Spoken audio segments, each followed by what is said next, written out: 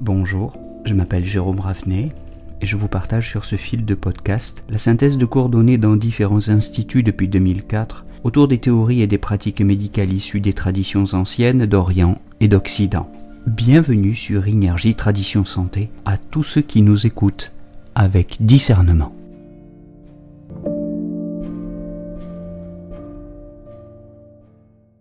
Parlons aujourd'hui du 6 rat, le point numéro 6 du méridien de la rate, en chinois Sanninjiao. Son nom chinois est éclairant parce qu'il nous dit que c'est un point d'intersection des trois méridiens yin. C'est un point qui appartient aussi au méridien du rein et du foie. Il est identifié comme le point numéro 6 du méridien de la rate, mais il appartient au méridien, il est sur le trajet du méridien du foie et du méridien du rein. C'est un point facile d'accès qui se trouve à 3 tsun au-dessus du sommet de la malléole interne, sur la face interne de la jambe donc, en arrière du bord interne du tibia.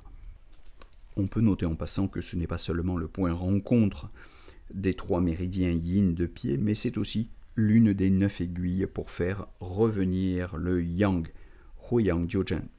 Bon, c'est un point immense de l'acupuncture chinoise, à mettre au même niveau que le 4RM ou le 36 estomac.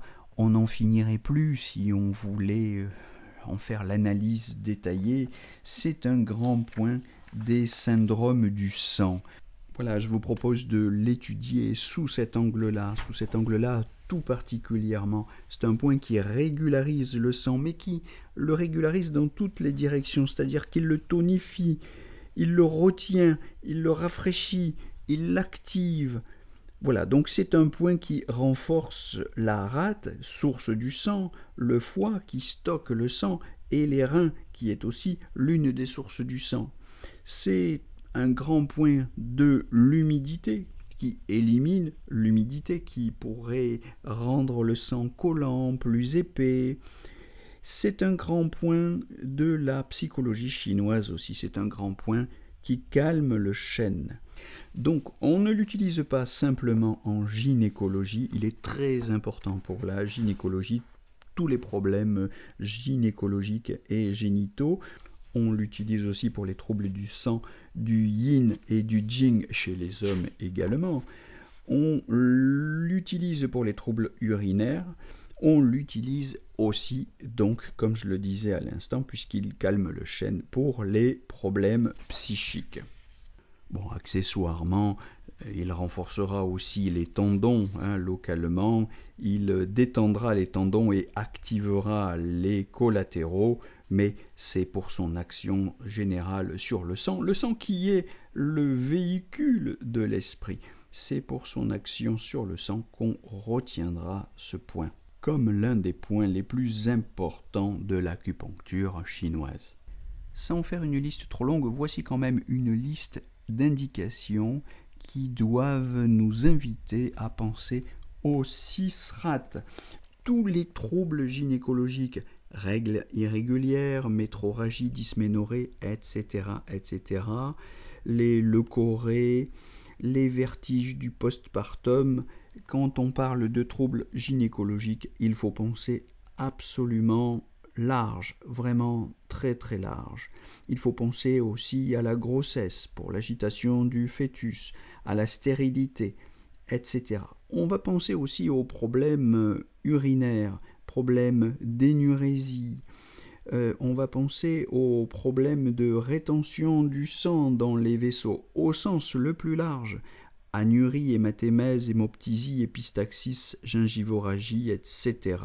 On va penser à tous les problèmes psy, comme je le disais, et cardiaques, palpitations cardiaques, mais insomnie, agitation mentale, hystérie, perte de mémoire, etc.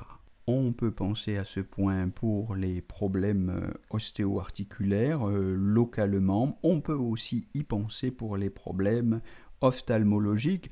Il y a un rapport entre le sang du foie, le sang de la rate et le trajet interne du méridien du foie, vous savez, qui nous conduit tout droit aux yeux. Et donc ce 6 rat peut être aussi très intéressant pour un très grand nombre de pathologies ophtalmiques. Bon, le but de ce podcast n'étant pas de se noyer dans les détails, je ne veux pas faire un cours approfondi, développé, détaillé, mais plutôt un cours qui nous permette de saisir véritablement l'esprit du point. Et peut-être pourra-t-on le faire plus efficacement en le comparant à des points d'action similaires, notamment au 10 rate et au 17 vessie. Si le 6 rate est intéressant pour le haut et le bas du corps, vous voyez, le 10 rate, lui, était un point spécialisé sur le bas du corps. Le 17 vessie étant plutôt spécialisé pour des problèmes du sang qui se manifesteraient en haut du corps.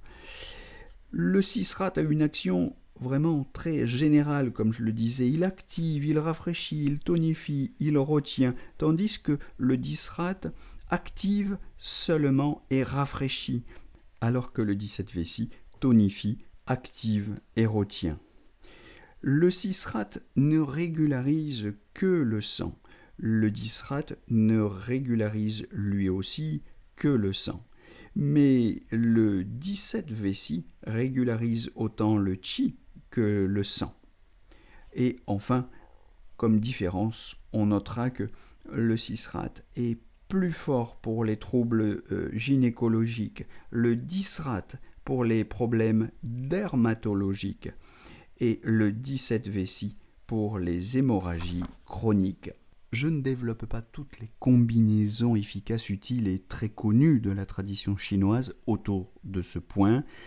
Je veux simplement conclure en soulignant que ce 6 rate déploie ses actions, son efficacité dans 6 directions différentes. D'abord dans la sphère gynécologique, mais aussi dans la sphère sexuelle, dans la sphère urinaire, dans la sphère digestive, dans l'ordre des problèmes psychiques et pour tous les problèmes circulatoires dans les jambes. Voilà encore une fois comme le 36 estomac, le 4 GI, etc. C'est un grand point de l'acupuncture sur l'étude duquel il faut revenir constamment, régulièrement. Je n'en dirai pas plus pour aujourd'hui cependant et je vous donne rendez-vous pour la suite de ces monographies des points d'acupuncture en médecine traditionnelle chinoise. Belle journée à tous en attendant.